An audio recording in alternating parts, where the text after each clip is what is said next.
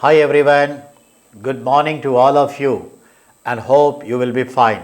मैं सुनील सर आप सबका स्वागत करता हूं Ramendra the art of understanding educational platform के YouTube channel Sunil sir GS का खिलाड़ी।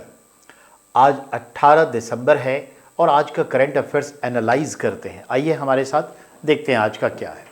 देखिए 18 दिसंबर minority rights day in India and international migrants day अप्रवासी 18 दिसंबर 1994 pulse polio immunisation programme at Delhi as pilot project. देखिए तीन घटनाएं हैं। पहला 18 दिसंबर को भारत में मनाया जाता है माइनॉरिटी राइट्स डे यानी अल्पसंख्यक के अधिकार दिवस।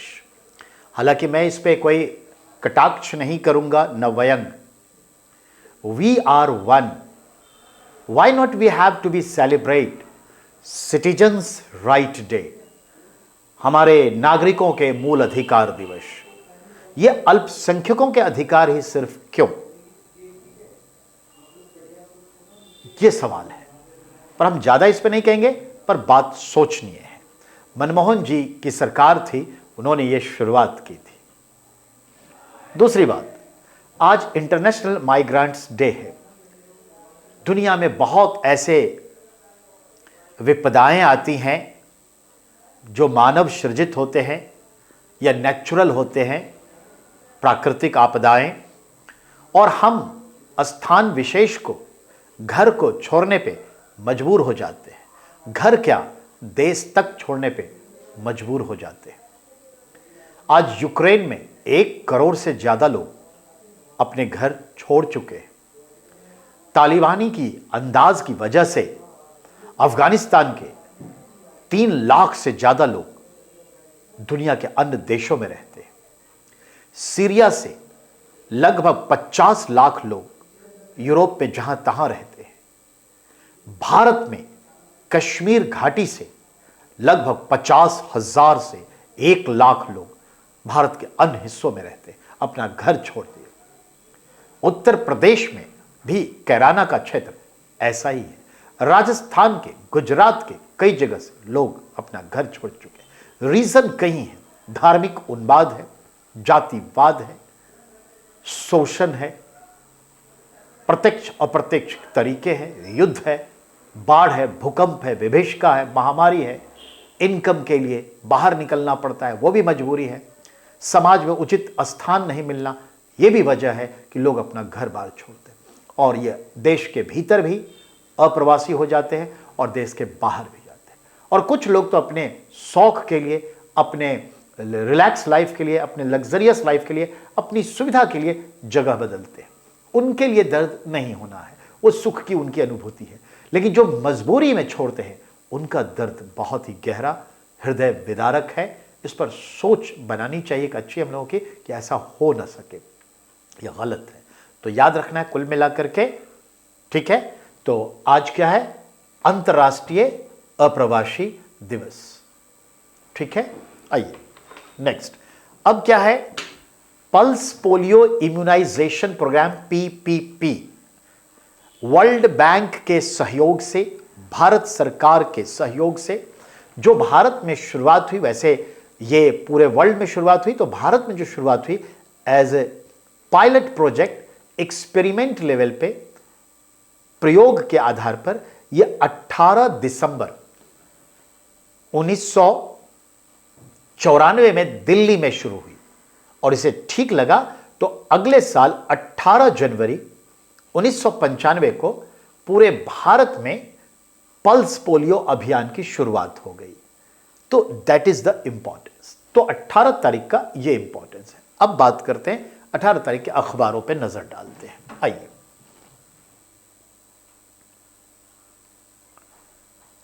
जीएसटी मामले में कारोबारियों को आपराधिक मुकदमों में मिलेगी राहत। देखा आपने, 17 तारीख को जीएसटी की बैठक हुई और अब हमारी निर्मला सीतारमण कह रही हैं कि हम कुछ मामलों में जो पनिशमेंट होता है, जिसको हम लोग पनिशेबल ऑफेंस कहते हैं, अब वो पनिशेबल ऑफेंस नहीं होगा। कैसे? तो देखिए, पहले तो ये देखें, ये नई दिल्ली की बात है, जीएसटी काउंसिल की 48वीं बैठक है, एक बात ये हो गई। अब कहा गया है कि अब 2 करोड़ से ऊपर की कर राशि पर ही कारोबारियों के खिलाफ कोई आपराधिक मुकदमा चलाया जाएगा। अभी तक ये 1 करोड़ था। कहने का मतलब है कोई भी व्यापारी, कारोबारी अगर 2 करोड़ या उससे ऊपर का उसका कोई भी घपला है, चुका नहीं रहा है, पेंडिंग है, तभी उस पर जो है क्रिमिनल केसेस डाल दिए जाएंगे। पहले 1 करोड़ पे ही ये क्रिमिनल केसेस डल जाते थे, तो अब इसको बढ़ा दिया गया है और कुछ नहीं किया गया है। समझ में आई बात? तो ये चलिए, और जुर्माना भी है कि 50 से 150% तक जुर्माना, अब कह दिया गया 25 से 100 तक जुर्माना। पहले 50%, मान लीजिए कि 3 करोड़ का हेरा फेरी किया तो जुर्माना उसको कितना लगेगा? 50% से, यानी 1.5 करोड़ से लेकर के उसे 4.5 करोड़ तक जुर्माना लगा सकता है। अब क्या है, अब अगर 3 करोड़ का हेरा फेरी किया तो क्या है, 75 लाख से लेकर के 100%, यानी 3 करोड़ जुर्माना देना पड़ेगा। तो ये चीजें हैं, ये है आपका। अब आइए, ध्यान देना है, थोड़ी सी और बातें होनी है यहां, जरूरी है जीएसटी के लिए। अब है जीएसटी में नेटवर्क पर जो पंजीकृत कारोबारी हैं ई कॉमर्स पोर्टल पे, उनको सप्लाई कर सकती है कोई भी कारोबारी। उसके लिए पहले रजिस्टर्ड करवाना होता था, तो ये ध्यान में रखना है। जैसे मैं आपको बता दूं कि जो बहुत सारे कॉमर्स बिजनेस करते, जैसे स्विगी है या स्विगी जो भी कह लीजिए, अमेजॉन है, फ्लिपकार्ट है वगैरह है, चाहे वो कपड़ा खरीदे या कोई खाना पीना पहुंचाए, अगर एक ही एस्टेट से वो सप्लाई लेना चाहता है तो जो सप्लाई देने वाले छोटे कारोबारी हैं उनको रजिस्टर्ड करवाना पड़ता था जीएसटी पोर्टल पे, अब नहीं करवाना है, कहने का ये मतलब है। अब आइए, जीएसटी काउंसिल की बैठक के एजेंडा 15 आइटम थे, जिसमें से 8 पर डिस्कस किया गया, बाकी 7 आइटम नेक्स्ट 49वीं बैठक में डिस्कस होगा।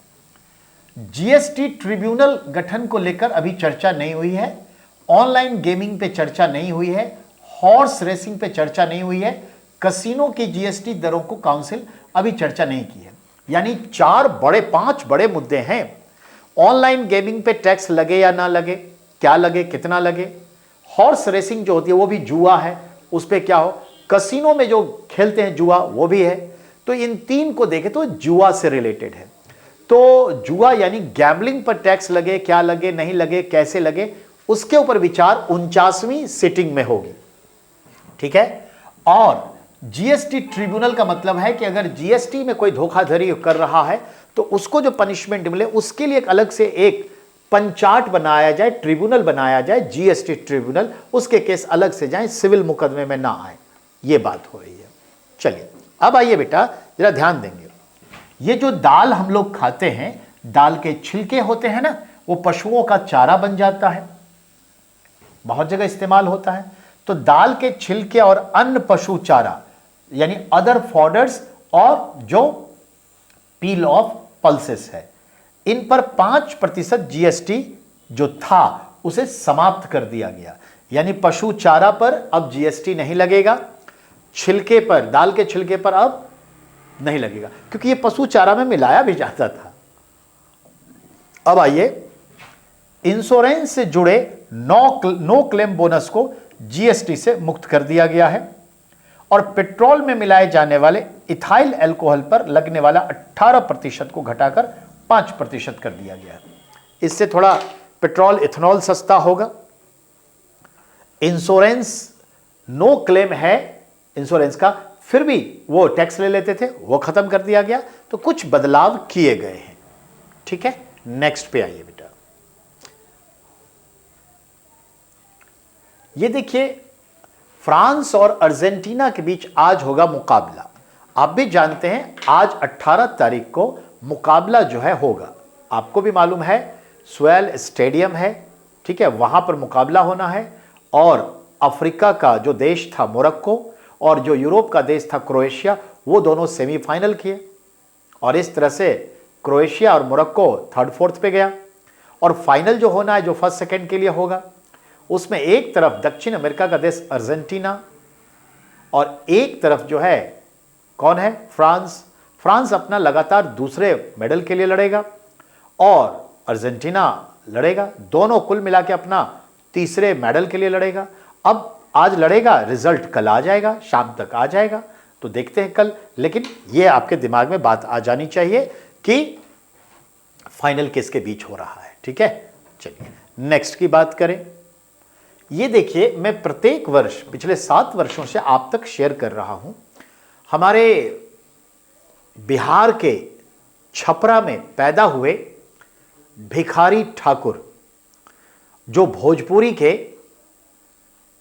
लौंडा डांस का ये प्रणेता हुए, फाउंडर हुए, वर्ल्ड लेवल पर इसे पहुंचाया।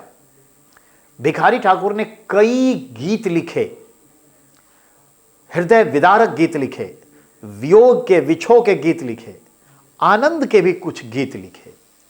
गिरमिटिया मजदूर यानी एग्रीमेंट के साथ जो अंग्रेज उन्हें अन्य देशों में ले जाके मजदूरी करवाते, काम करवाते, खेती बाड़ी करवाते, उनका जो दर्द था, उनकी पत्नी, उनके बच्चे, उनकी बेटियां, उनके परिवार के लोग जो सहते थे कि कब आएगा नहीं आएगा, और जो पत्नी का खासकर वियोग होता है, इन सब पर उन्होंने बहुत सारी कहानियां लिखी, कविताएं लिखी, नाटक लिखे, ड्रामा लिखे और उसका मंचन किया, यानी स्टेज किया उसका ड्रामा का। विदेशिया नाटक बहुत पॉपुलर हुआ। तो याद रखिएगा, बहुत हृदय विदारक नाटक लिखे। भिखारी ठाकुर के जो ड्रामा के अंदाज थे, उसको देखते हुए उन्हें कहा गया भोजपुरी भाषा साहित्य के शेक्सपियर कहलाते हैं। कौन? भिखारी ठाकुर। तो उन्हीं का जन्म आज है, उस संदर्भ में मैं बात कर रहा हूं। भिखारी ठाकुर ने लौंडा नाच से किया था कुरीतियों का प्रहार। जो समाज में बैड वर्सेस हैं, कुरीतियां हैं, उसके ऊपर उन्होंने प्रहार किया था लौंडा नाच के माध्यम से, ड्रामा के माध्यम से। याद रहे, ये बहुत बड़े कवि थे, अभी मैंने बताया, नाटककार थे। नाम इनका भिखारी ठाकुर। 1887 में 18 दिसंबर को इनका जन्म हुआ, आज के बिहार के छपरा डिस्ट्रिक्ट में।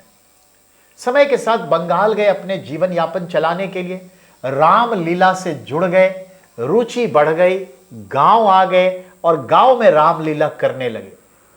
उस जमाने में महिला कलाकार नहीं होती, तो पुरुषों को ही महिला बनाकर अभिनय करवाते थे। तो पुरुष को ही महिला बना देते थे तो लोग उसे कहते लौंडा। वैसे भी ध्यान देंगे, नेपाल में लड़का को लौंडा और लड़की को लौंडी कहा जाता है। ये भाषा गलत नहीं है, ये उनकी अपनी भाषा है, जो लड़के लड़की को लौंडा लौंडी कहते हैं। इस तरह से देखा जाए तो जो नेपाल से सटे हमारे उत्तराखंड है, उत्तर प्रदेश है, बिहार के कुछ क्षेत्र हैं, इवन जो वेस्ट बंगाल का पार्ट है, वहां भी जो है लड़के लड़कियों को लौंडा लौंडी कहते हैं। लौंडा कहाँ जा रहा है, ज्यादा लौंडागिरी मत कर, मतलब इधर उधर बदमाशी। ये गाली नहीं है, ये ध्यान में रखना है, ये गाली नहीं है। हर भाषा की अपनी एक शब्द प्रणाली होती है।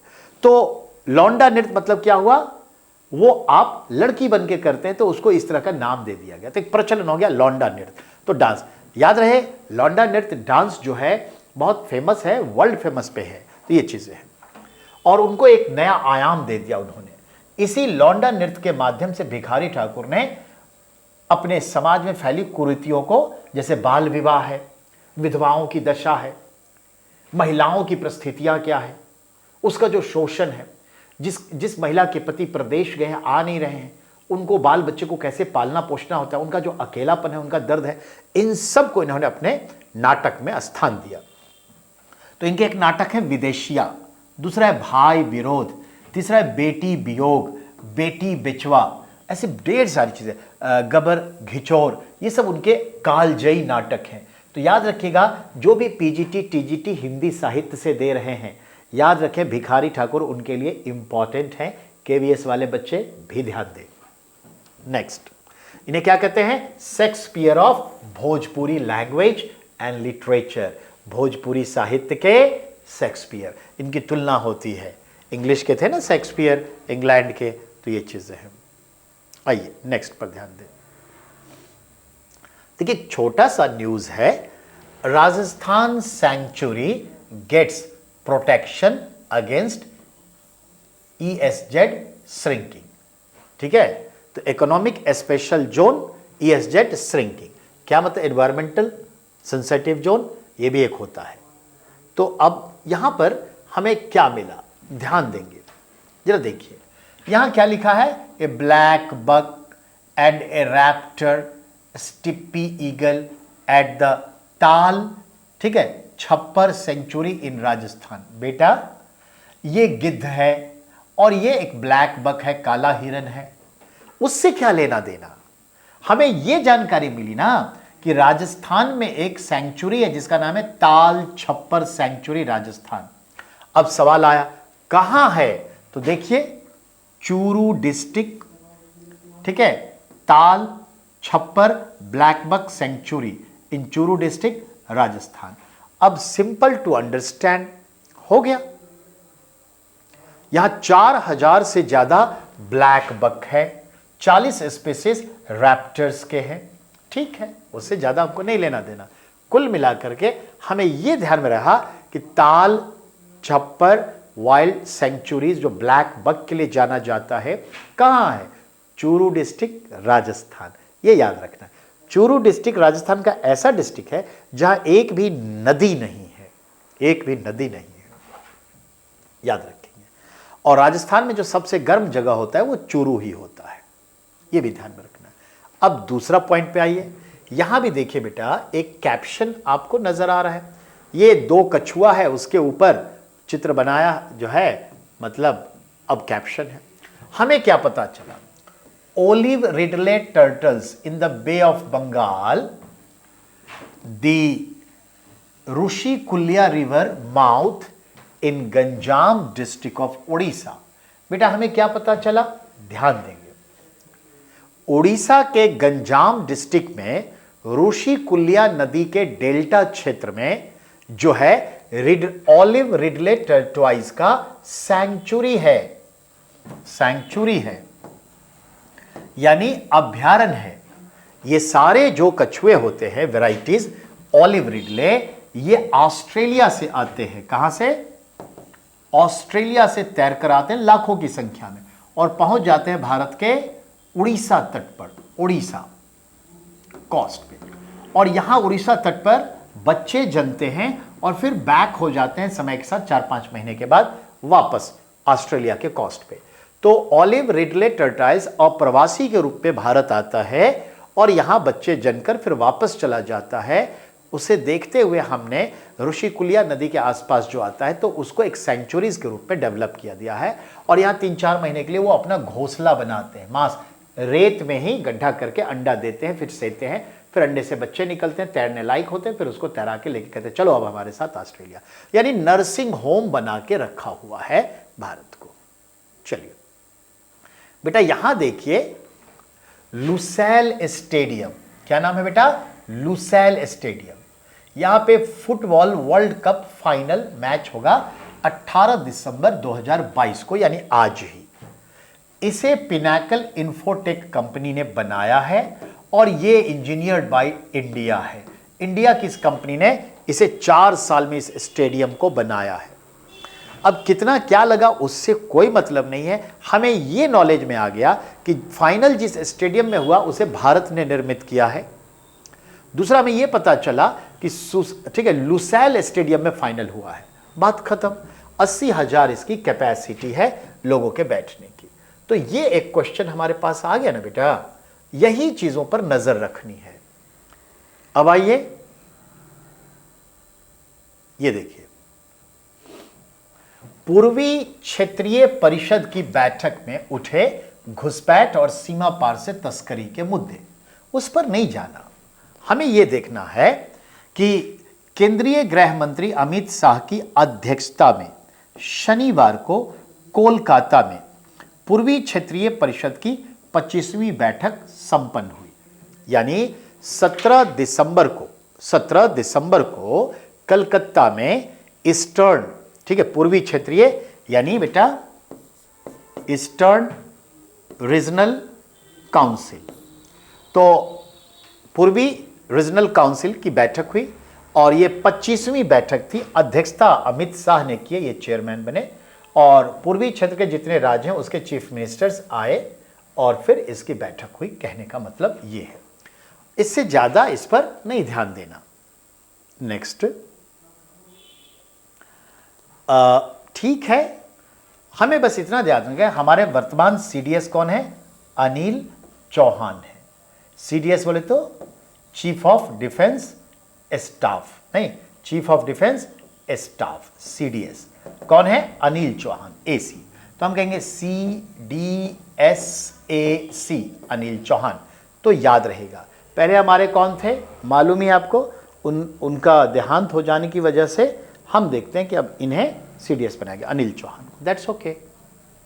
अब आइए, हमें यह पता चल रहा है कि कनाडा के मॉन्ट्रियल शहर में बायोडायवर्सिटी के ऊपर यूनाइटेड नेशन के अंडर जो COP15 की बैठक हो रही है, वहां पर हमारे पर्यावरण मंत्री भूपेंद्र यादव जी पार्टिसिपेट कर रहे हैं। तो आपसे पूछेगा COP यानी कॉन्फ्रेंस ऑफ पार्टिसिपेंट 15 यानी सीरियल नंबर 15वीं बैठक।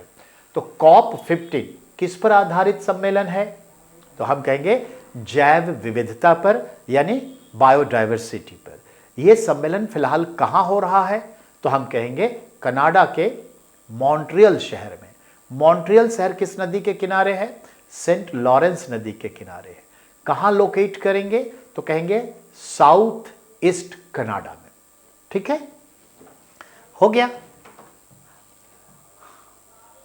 जबकि COP27 यानी कॉन्फ्रेंस ऑफ पार्टिसिपेंट 27 ये जलवायु परिवर्तन पे सम्मेलन है, जो अभी 1 महीना पहले नवंबर में शर्म अल शेख शहर, मिस्र, इजिप्ट, अफ्रीका में हुआ। ये ध्यान में रखना है बेटा। ये छोटी सी बात है, कोई बड़ी बात नहीं है, आएगा भी सवाल नहीं भी। दिल्ली का जो चिड़ियाघर है ना, वहां ऑनलाइन आप टिकट लेते हैं। अब दिल्ली के चिड़ियाघर दिल्ली जू नाम से अपना एक ऐप लॉन्च करने जा रही है। दिल्ली जू के नाम से ऐप लॉन्च करने जा रही है। ऐप को डाउनलोड करके दिल्ली जू डालिएगा, आपको तुरंत मिल जाएगा और आप टिकट कटाइए। एक व्यक्ति एक बार में 6 टिकट बुक करवा सकता है एक आईडी से, और फिर अपना चिड़ियाघर घूमने जाइए। ठीक है, बात हो गई। आइए बेटा,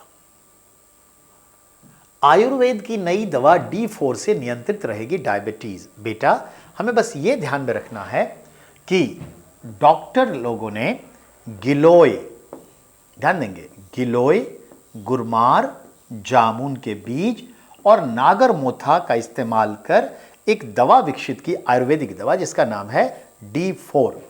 ठीक है ना, क्या नाम है उसका? D4 नाम है। तो D4 क्या है बेटा? एक आयुर्वेदिक दवा है। किसके लिए है? डायबिटीज के लिए है। बस और कुछ नहीं चाहिए यहां समझना। ठीक है, ये 3-4 महीने में बाजार में आ जाएगा। ये रिसर्च के आखिरी पड़ाव पे चल रहा है। बेटा इस पर ध्यान दीजिए, इंपॉर्टेंट है। हर देश के लोग दूसरे देश में भी रहते हैं। भारत के नागरिक में से 3 करोड़ नागरिक दुनिया के 100 से ज्यादा देशों में रहते हैं, और उनमें से बहुत सारे नागरिक अपने देश को, मातृ देश को, अपने परिवार को पैसा भी भेजते हैं, कमाई का एक बड़ा हिस्सा भेजते हैं। और इस तरह से कमाए गए हिस्से को हम कहते हैं प्रेषणाएं। प्रेषण मतलब होता है भेजना। इसको इंग्लिश में कहते हैं रेमिटेंस। पिछले 15-16 सालों से लगातार भारत रेमिटेंस रिसीव करने के मामले में दुनिया में नंबर 1 है।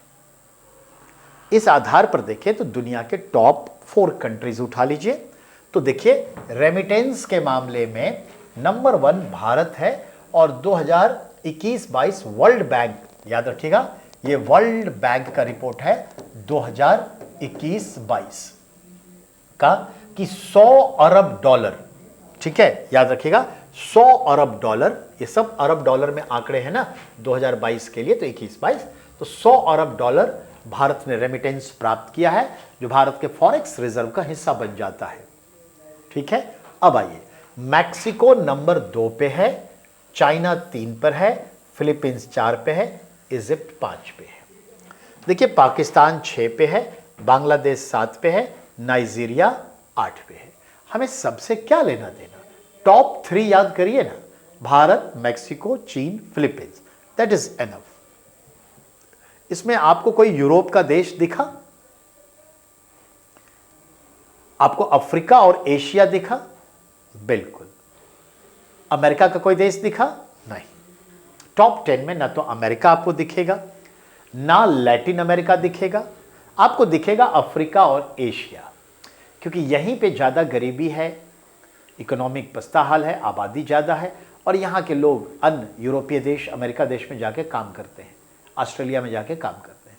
तो ये जब भी होगा टॉप 10 में मैक्सिमम कौन होंगे? याद रखिएगा, एशिया और अफ्रीका के देश होंगे। चलिए, तो दोनों देश के हालात, दोनों कॉन्टिनेंट के हालात आप समझ सकते हैं। देखिए, यहां पर एक यादों के ऊपर दिया है कि 2 कुर्सियां और मेज याद दिलाती है गौरवशाली अतीत की। हमें वो नहीं देखना, हमें मालूम है 1971 में 3 दिसंबर से 16 दिसंबर युद्ध हुआ भारत पाकिस्तान के बीच, और 16 तारीख को देखते हैं कि विधिवत रूप से बांग्लादेश के तौर पर एक नया देश बना जो पाकिस्तान से अलग हुआ। और उसके पीछे है कि पाकिस्तान की सेना हार गई और वो सरेंडर की भारत की फौज के सामने। तो देखिए, ध्यान देना है आपको, सवाल कहाँ है उस पर ध्यान देना है, ठीक है।